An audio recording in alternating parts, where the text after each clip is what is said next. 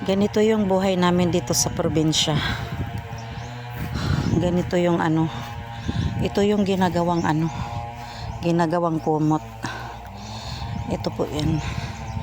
Marami po yan doon sa So, nandito po tayo sa gilid ng ilog. Ayan po, ganyan yung mga ginagawa dito. Ayan, hanggang doon po yan, guys. Ayan.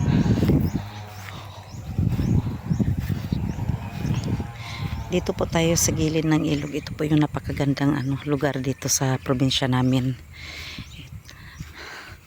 Medyo yung ilog.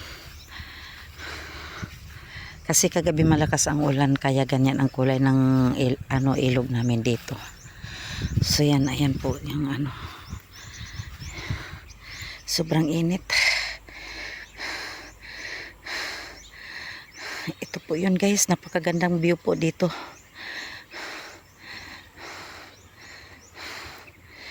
Sobrang init. Wala pa naman akong dalang tubig.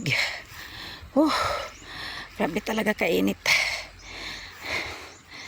Ayan, guys, ang ganda. Sobrang ganda ng dito. Nandito ako sa gilid ng ng ilog. So ito po yun, guys, ang namin dito sa probinsya.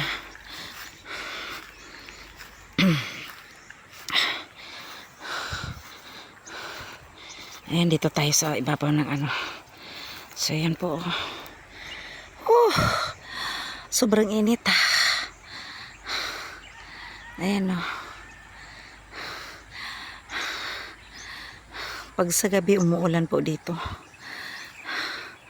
Ayan, guys, napakaganda po yung namin dito. Sobrang tahimik po dito. Wala pong katao-tao dito, guys.